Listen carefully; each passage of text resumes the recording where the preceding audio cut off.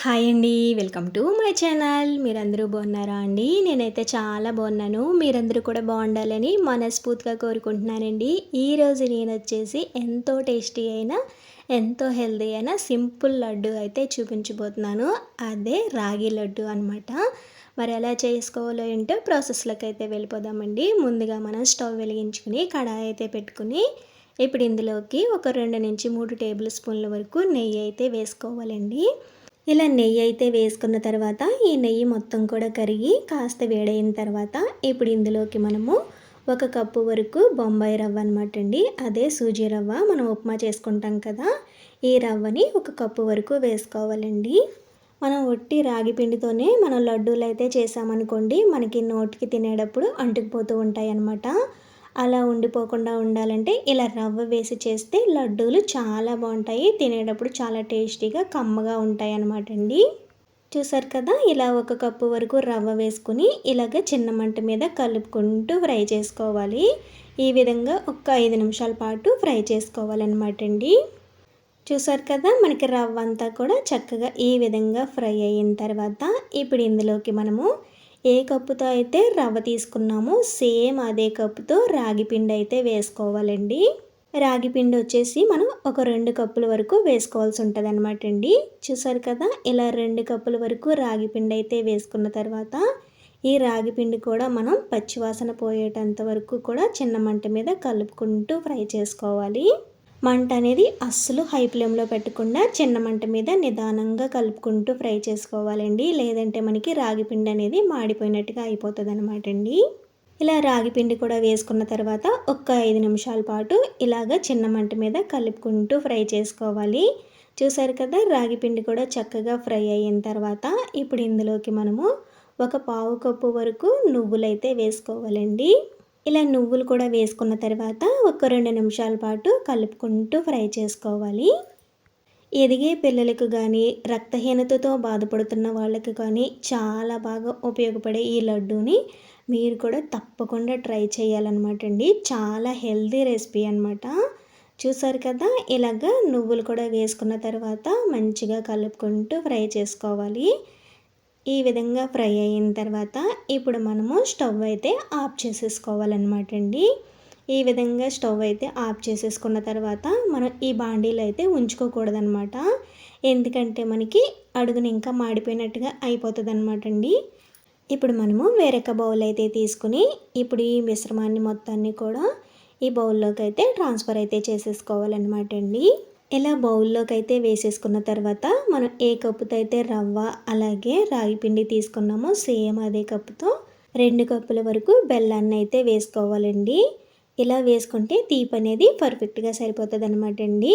చూసారు కదా, ఇలా బెల్లాన్ని కూడా వేసేసుకున్న తర్వాత మంచిగా ఒకసారి బాగా కలుపుకోవాలన్నమాట అండి.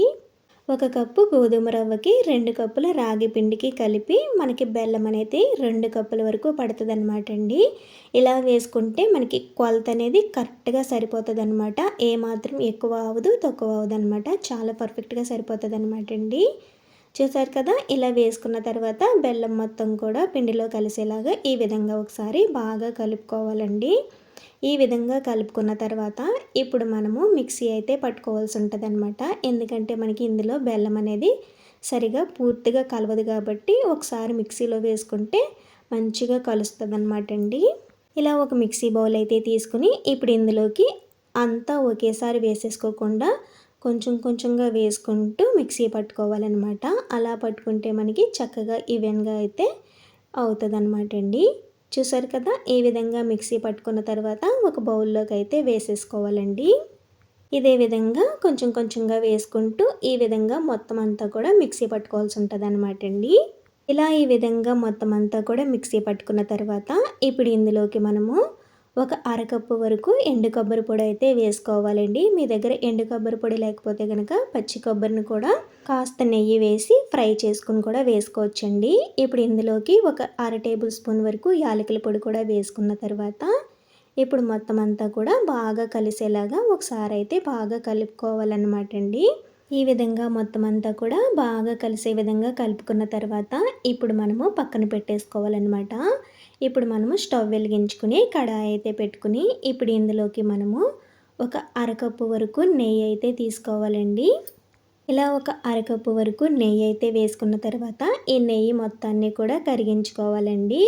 ఈ నెయ్యి మొత్తం కూడా కరిగి కాస్త వేడైన తర్వాత ఇప్పుడు ఇందులోకి మనకు నచ్చిన డ్రై ఫ్రూట్స్ అయితే వేసుకుని ఫ్రై చేసుకోవాలన్నమాట. నేను వచ్చేసి ఒక గుప్పెడు వరకు జీడిపప్పు అయితే తీసుకుని ఇప్పుడు ఇందులోకి అయితే వేసుకున్నానండి. ఇలా వేసుకున్న తర్వాత చిన్న మంట మీద నిదానంగా కలుపుకుంటూ దోరగా ఫ్రై చేసుకోవాలండి.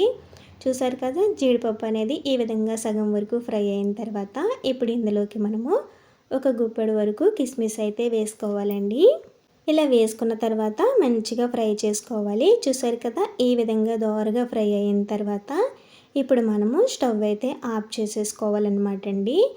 ఈ విధంగా స్టవ్ అయితే ఆఫ్ చేసేసుకున్న తర్వాత ఇప్పుడు ఈ వేడి వేడి నేతిని అలాగే జీడిపప్పు కిస్మిస్ని కూడా మనం కలిపి పెట్టుకున్న రాగి పిండిలోకి అయితే వేసేసుకోవాలన్నమాట అండి.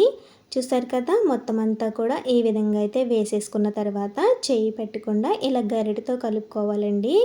ఎందుకంటే మనకి నెయ్యి అనేది కాస్త వేడిగా ఉంటుంది కాబట్టి ఒక్కసారి ఈ విధంగా గరిటెతో కలుపుకున్న తర్వాత ఇప్పుడు చెయ్యి పెట్టి ఈ విధంగా నీట్గా కలుపుకోవాలన్నమాట అండి. నెయ్యి అంతా కూడా మనకి పిండికి పట్టే విధంగా ఒకసారి బాగా కలుపుకోవాలన్నమాట అండి. మనకి నెయ్యి అనేది ఇలా వేడిగా ఉన్నప్పుడే మనం ఉండల కింద అయితే చుట్టేసుకోవాల్సి ఉంటుంది అనమాట అండి. చల్లారిపోతే మనకి ఉండ కింద అవ్వదనమాట. కొంచెం గోరువెచ్చగా ఉన్నప్పుడే ఇలాగ ఉండలాగా అయితే చేసేసుకోవాలండి.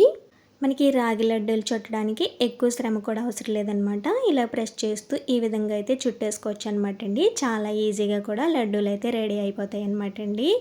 ఇలా రాగి పిండితో చేసిన లడ్డూలు పిల్లలకి ఇస్తూ ఉంటే పిల్లలు చాలా దృఢంగా చాలా బాగా ఎదుగుతారనమాట అండి. రక్తహీనత అనేది కూడా తగ్గుతుంది అనమాట. చూసారు కదా, పిల్లలకే కాదు పెద్దవాళ్ళకు కూడా చాలా బాగా యూజ్ అవుతుంది అనమాట అండి.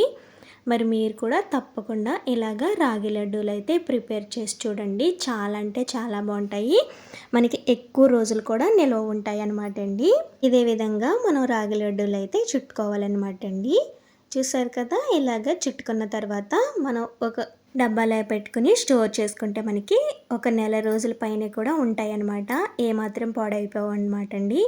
చూసారు కదా, ఇదే విధంగా మొత్తం అన్ని రాగి లడ్డూలు అయితే చుట్టుకోవాలన్నమాట అండి.